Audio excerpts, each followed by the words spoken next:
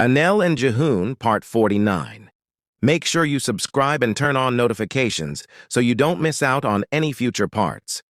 The moon still hung pale in the sky when Taeho stood in Jihoon's private garage, dressed in a clean, pressed uniform, the uniform of a royal restoration staff member.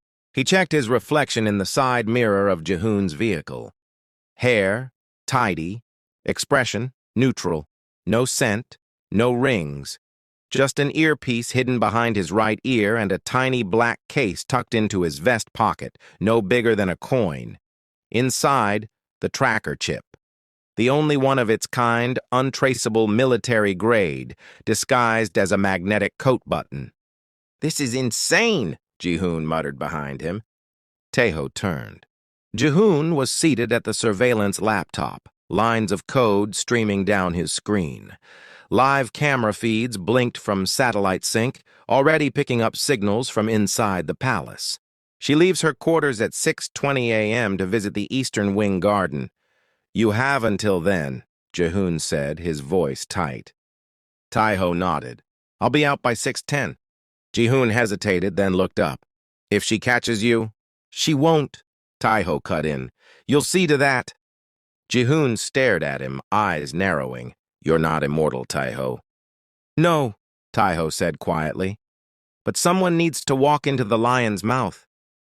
He slipped on white gloves, tucked the palace ID into his chest pocket, and turned to leave. The halls were silent, echoing only with the faint squeaks of cleaning carts and the shifting feet of night shift guards. Taeho moved with practiced rhythm, pushing a silver trolley marked for archival transport. Inside were fake logbooks and a hollowed-out compartment for his toolkit.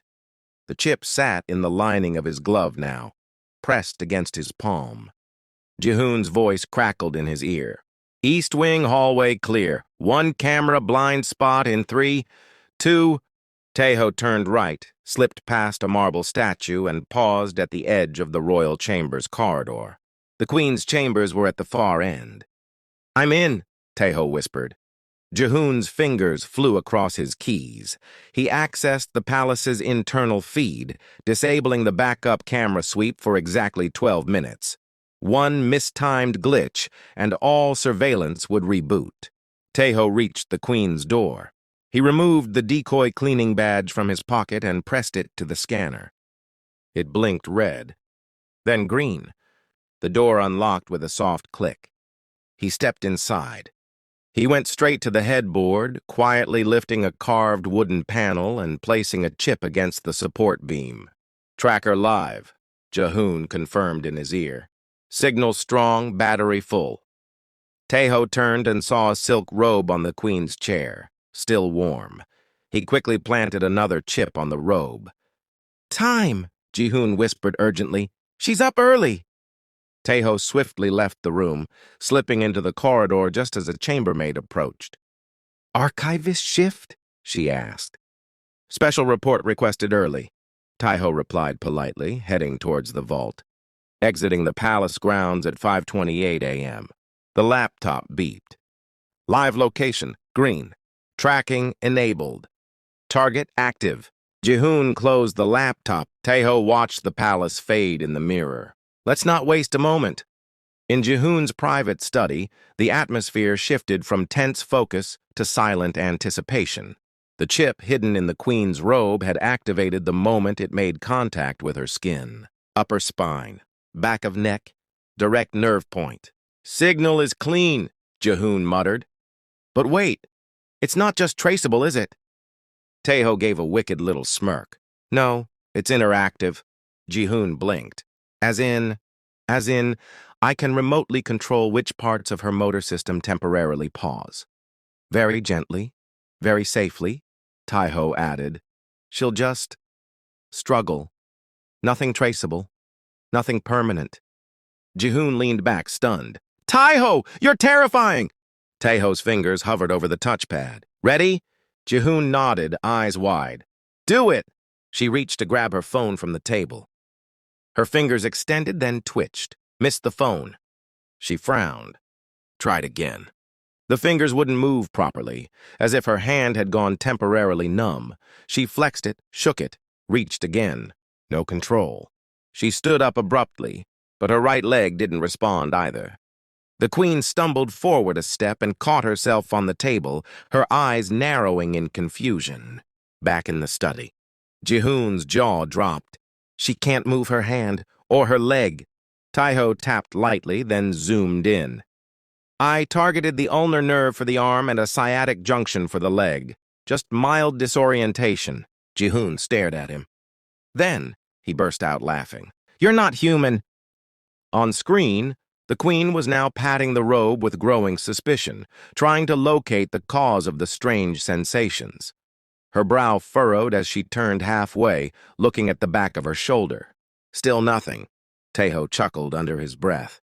She can't even reach the spot where the chip is lodged. It's too precise.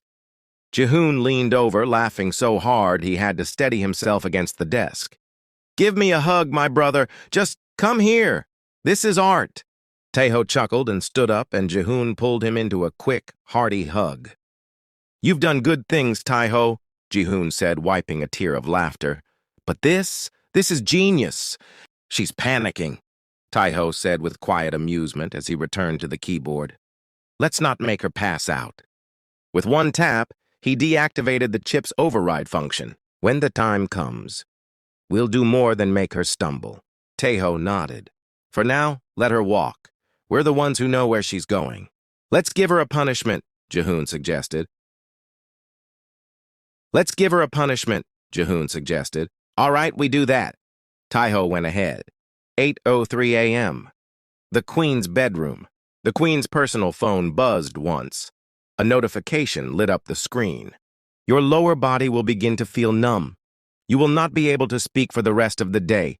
This is your first punishment. The next will be worse. Stop the evil you've been doing. Her fingers froze on the screen. Then she sat slowly on the edge of her bed. A chill ran down her spine. First came a strange tingling in her toes, then up her legs. Then her knees went soft. She tried to call for her attendant. No sound came from her throat. Her lips parted, nothing, no voice, not even a whisper. She reached for the drawer, her pen, her notepad, but her hands were trembling, fingers twitching uselessly. Nothing worked. She was frozen in her own body. Eyes wide, she began to tremble. In Jihoon's study, Taiho leaned back in his chair, calm and controlled, watching the Queen's biometric data stream across the screen in real time. But now I have to focus. Jihoon looked at him. I need to hunt down Yura and Minji's mother. They're still out there, and we need peace, Taiho said. Jihoon murmured, eyes still fixed on the flickering live feed. We need peace. 10:00 a.m.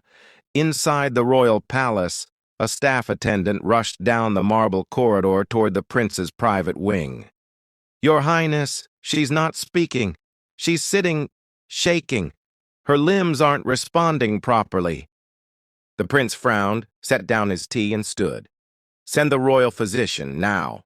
The queen sat stiffly in her chair, her lips pressed tightly, eyes unblinking. Her tea had gone cold. The doctor entered minutes later, checked her pulse, her reflexes. Her vitals were normal. Too normal. It appears to be fatigue, he said after some time. Extreme exhaustion, emotional stress. I'll prescribe a sleep sedative. She just needs rest. But as the queen stared at him, eyes wide and wet, the doctor didn't see fear. He saw surrender. She couldn't speak to deny it. She couldn't write to explain. She simply let a tear roll down her cheek and closed her eyes. Later, that day, the royal quarters sealed by noon, access to the Queen's wing had been restricted by direct order from the prince. No visitors, no staff, not even royal family.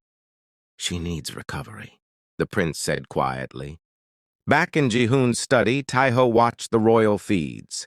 The next morning, Jihoon decided they needed a break from everything.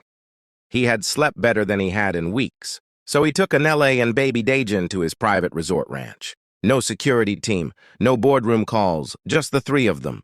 The drive was quiet, windows down, warm wind rushing in. Anella hummed softly in the passenger's seat while Dajan, strapped in the back, blinked up at the sky with wide, curious eyes. The moment they arrived, Jihoon rolled up his sleeves and slipped off his shoes. "I just want to feel grass under my feet today," he said.